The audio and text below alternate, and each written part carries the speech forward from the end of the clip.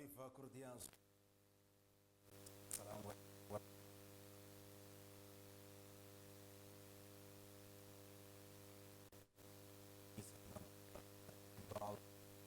A comunidade muçulmana para o Sanjo do Eid al-Fitr, última segunda-feira.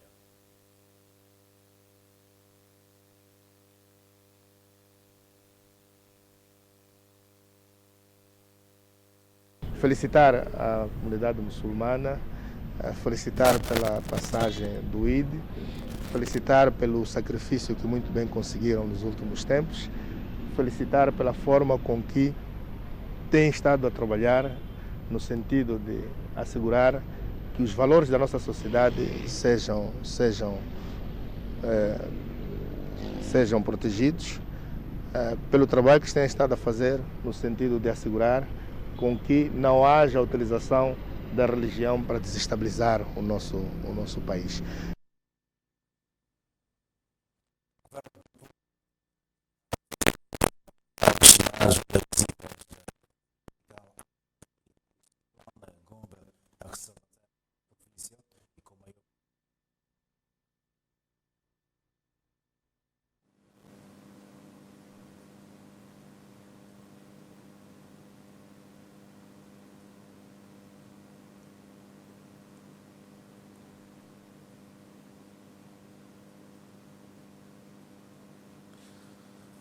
Ora bem, dizemos nós que o governo de Nampula ali estará a trabalhar no sentido de apagar os sinais ainda visíveis da depressão tropical Ana e do ciclone Gombe, que se abateram sobre a província e com maior preocupação na zona costeira nos princípios deste ano.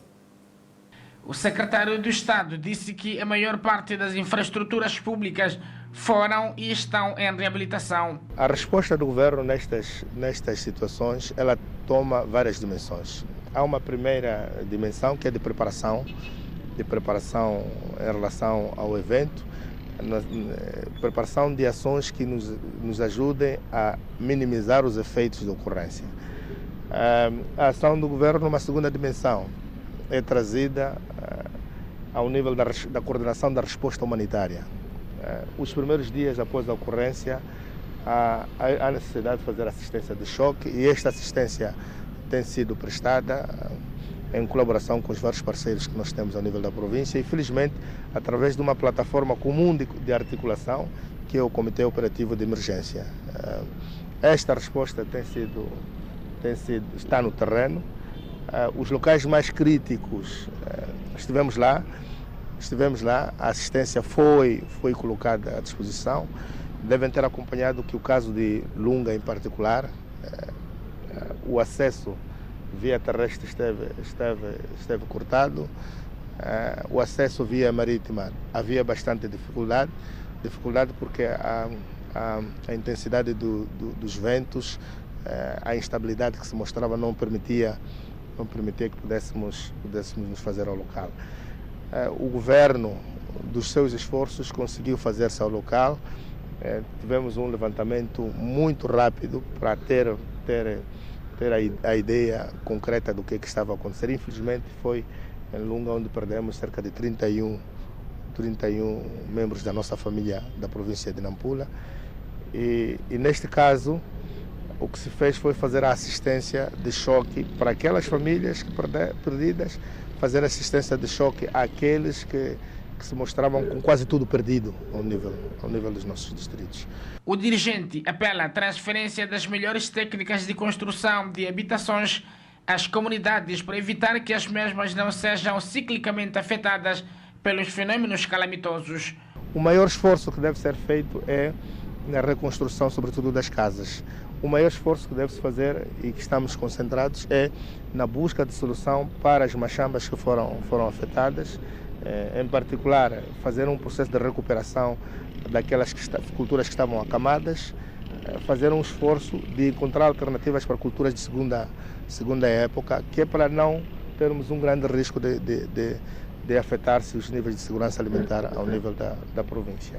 Segundo dados oficiais, mais de 50 pessoas perderam a vida e outras 64 mil foram afetadas pelo último ciclone, principalmente nos distritos de Mussuril, Ilha de Moçambique, Monapo, Angoche, Lar de Moma.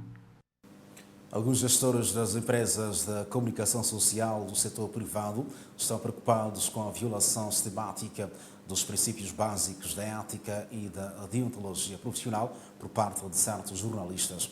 A outra preocupação está relacionada com a falta de abertura das fontes, tanto das fontes oficiais de informação.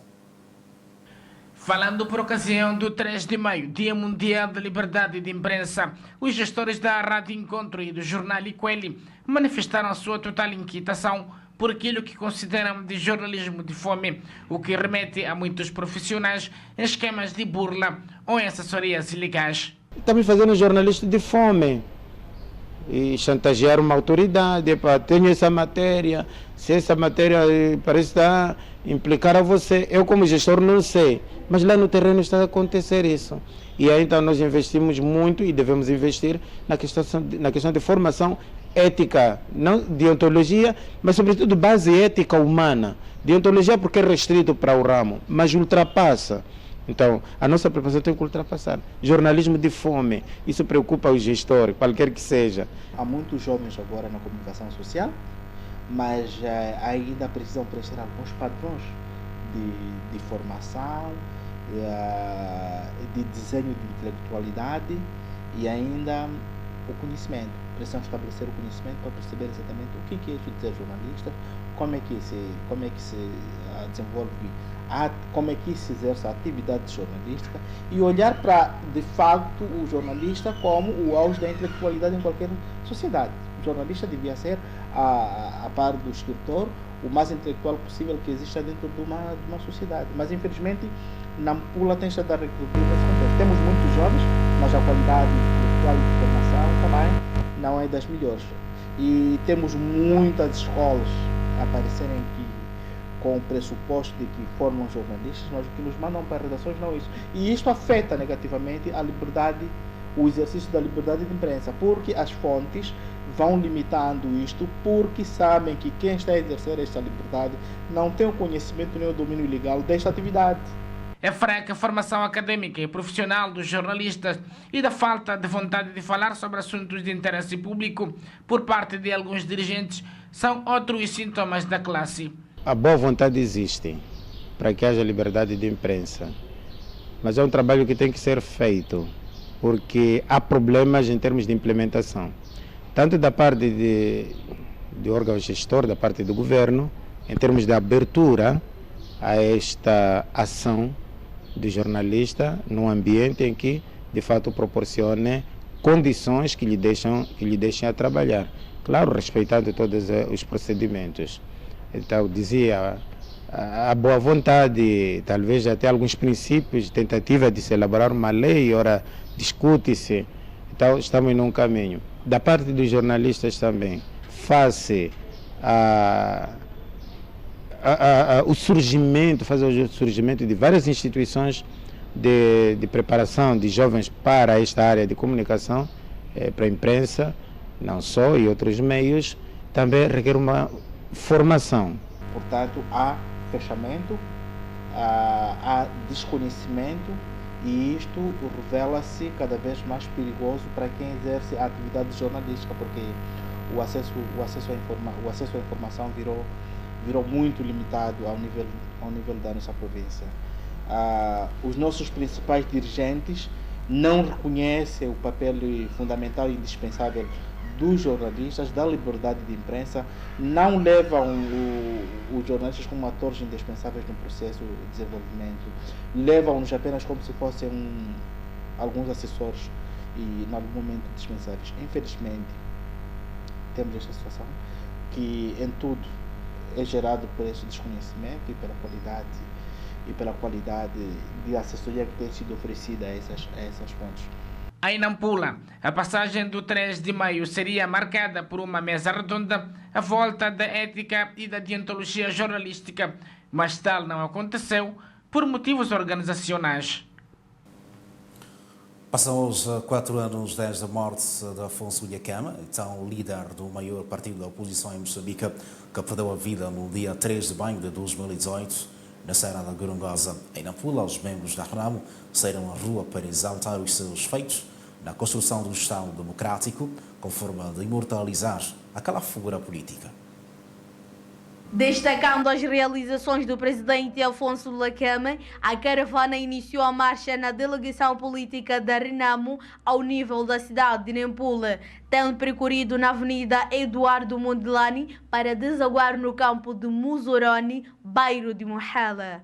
Sob a sua direção, iniciou um processo de negociação que culminou com a revisão pontual da Constituição da República, para acomodar a eleição de governadores provinciais em 2019 e a eleição de administradores distritais a partir das eleições de 2024.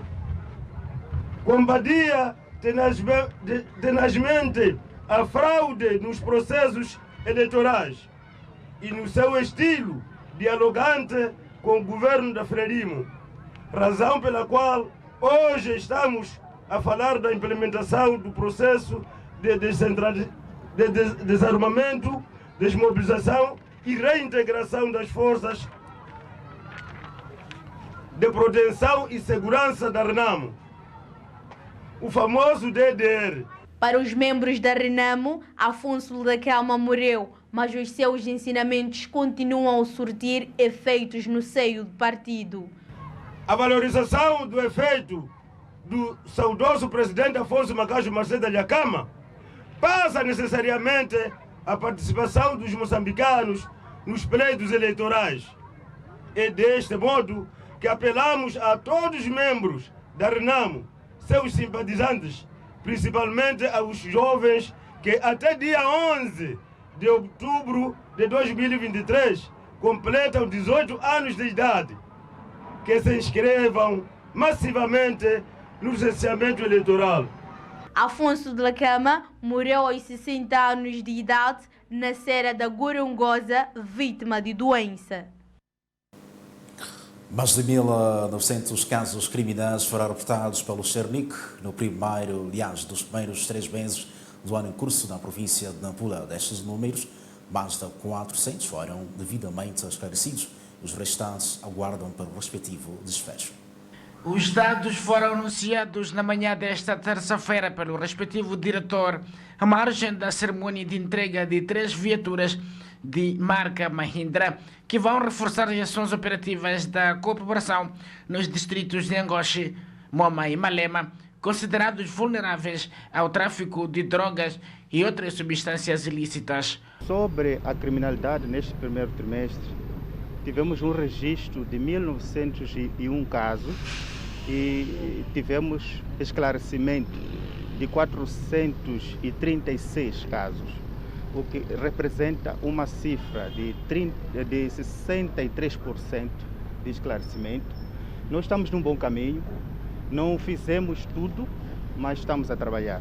O secretário do Estado, que procedeu à entrega das referidas viaturas, louvou o trabalho desenvolvido pelos investigadores criminais, o que tem permitido que, em mosaico de tempo, alguns casos de delinquência sejam esclarecidos. Estamos bastante encorajados com a forma como o Cernic tem estado a responder ao nível da nossa província. Os desafios continuam enormes, existem casos que temos que conseguir resolver. A todo custo faremos o esforço de conseguir assegurar com que a tranquilidade permaneça ao nível da nossa província. Os colegas têm estado a ser chamados a atenção em relação a pequenos grupos que ameaçam a tranquilidade dos nossos cidadãos, da nossa população nos vários bairros. Alguns devem estar a ter informação sobre os homens katana, entre outros, que vão desestabilizando alguns dos pontos da nossa província. Os nossos serviços estão a trabalhar. Felizmente, nos últimos tempos temos encontrado bastantes pistas. Temos estado a conhecer resultados concretos que estão a ser alcançados e vamos sentindo que vai abrandando a ação destes corpos estranhos que nós encontramos ao nível da nossa sociedade. De acordo com o MET e o RES de Gondola, o governo vai continuar a mobilizar recursos para investir nas instituições públicas como forma de reforçar a sua capacidade de atuação. Há aspectos relevantes que nos são colocados pelos nossos serviços, desde a capacidade que se deve instalar ao nível dos nossos laboratórios, dos meios a utilizar nos nossos laboratórios que possam ajudar no esclarecimento dos casos. Há uma série de questões que são nos colocadas. Nós vamos continuar a trabalhar para encontrar resposta e, acima de tudo, vermos casos mais esclarecidos e a nossa população sentir o conforto da ação dos nossos colegas e da Cernic em particular. Os nampisas, conforme são chamados em ambientes informais, deverão seguir os respectivos destinos ainda esta semana. O Banco de Socorros do Hospital Central de Nampula registrou durante as celebrações do 1º de maio 107 casos, 72 dos quais de agressões físicas e o resto de acidentes de viação. Os dados foram divulgados esta terça-feira numa conferência de imprensa. Apesar de não ter sido registrado nenhum caso de óbito, o Hospital Central de Nampula diz que os índices de agressões físicas revelam-se assustadores. Perfazendo agressão física, 45 casos leves que não precisaram de internamento. As agressões todas que havia referido, as 45 agressões físicas, foram de agressões simples, contusões e escoriações, e todos eles tiveram alta e se encontram em seu ambiente de casa. As vítimas da agressão física. Se são homens, mulheres ou o maior número? Não posso cá trazer o dado, mas em ambos os sexos tivemos, em ambos os sexos. Dos 65 casos de acidentes de viação com cerca de 53 vítimas, apenas 6 continuam a receber assistência médica. E acidentes de viação e alguns politraumatizados. Durante o final de semana tivemos 62 casos. Desses 62 casos, neste final de semana, só 6 foram internados e todos 6, os 3 foram no dia 1, e estão internados no serviço de cirurgia. Então, como havia referido, no período final de semana, esses 62 casos de acidente de viação, só 6 que tiveram internamento, os outros restantes tiveram escoriações mínimas e contusões que tiveram alta de seguida. Mais uma vez, as autoridades de saúde apelam aos automobilistas no sentido de conduzirem com prudência.